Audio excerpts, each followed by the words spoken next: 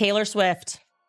She is getting deposed. It is happening. I am completely wrong because I have it on very good authority that Taylor Swift is going to get subpoenaed and she is going to be deposed and she is up first. They want her first. They have heard the public pleas and essentially we're going to get it. We are finally going to get what we want. Blake has taken advantage of her, taken advantage of her brand.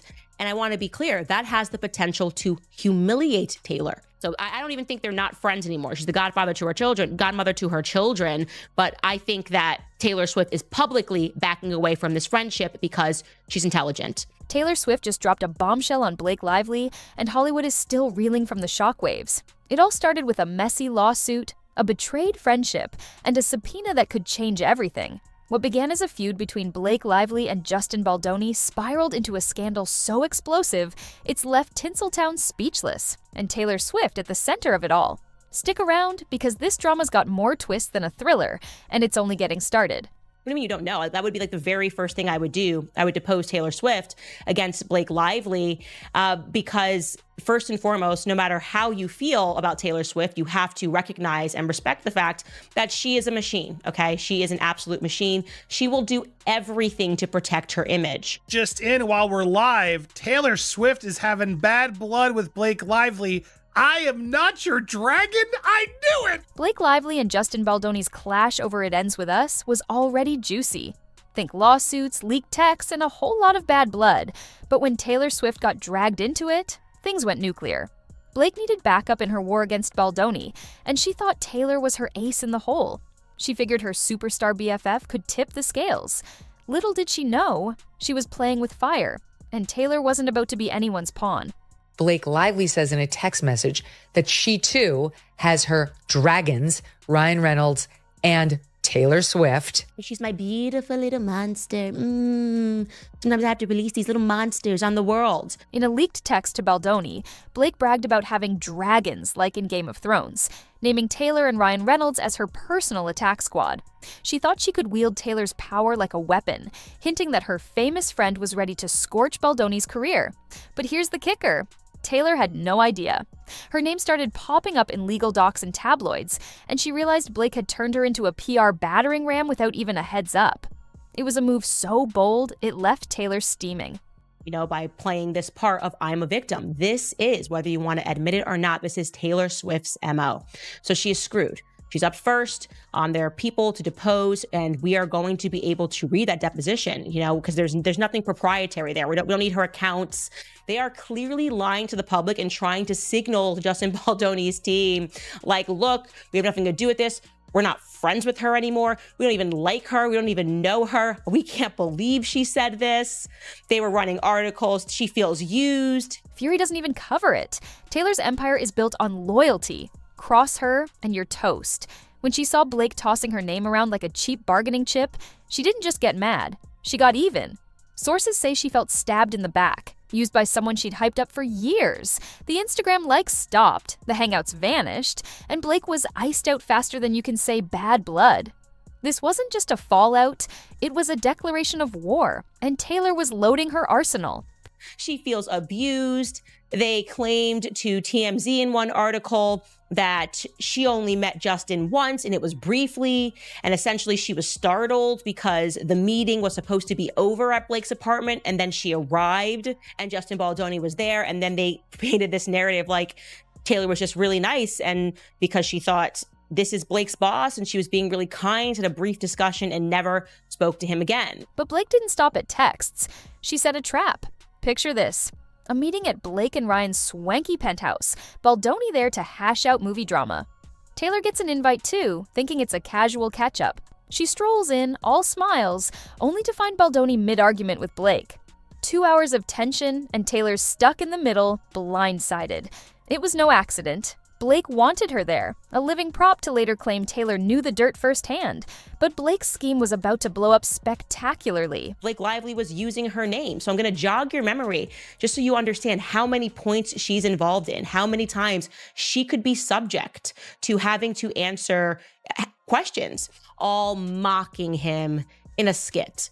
So the clip that you are about to watch right now is Justin Baldoni having arrived extremely early because one of the extra people came out and said, you know what, it was weird because usually at these events, the actors of the film are the last to arrive on the red carpet. And we did notice that it was weird that he was like first to arrive very early. And then the bombshell dropped.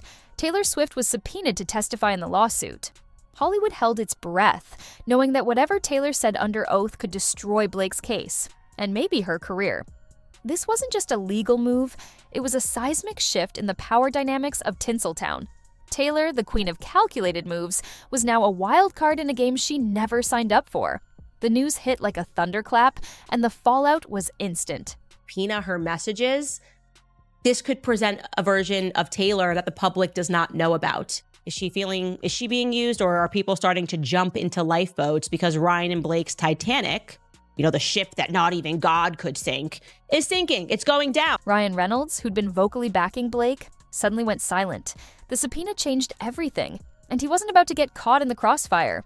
His charming Deadpool persona couldn't shield him from this mess, and insiders whispered he was already plotting his exit.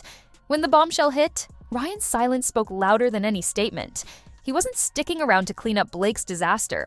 They're no longer friends because, shocking, Taylor Swift feels used. She always feels used. And she wants nothing to do with the Justin Baldoni situation. She is conscious of her own image and hates that she was even mentioned. She was referred to as some kind of pet or possession. As the subpoena news spread, Blake's past actions came under a harsh spotlight. Her habit of name-dropping Taylor to boost her own clout now looked like a desperate power play. She once told actress Isabella Ferrer that Taylor got her cast in It Ends With Us, a total lie that Ferrer repeated to the press. Taylor had zero involvement, but Blake spun the tale to flex her fake Hollywood pull. Now, with the bombshell out, those lies look downright pathetic. Hollywood insiders murmured that Blake had overplayed her hand big time. Her friends also think that Blake's "I'm Khaleesi and like her, I happen to have dragons" text to Justin was uncool and unnecessary because she was essentially used as an intimidation tactic. She was referred to as some kind of pet or possession. Taylor shouldn't even be involved in this at all. The public fallout was swift and brutal.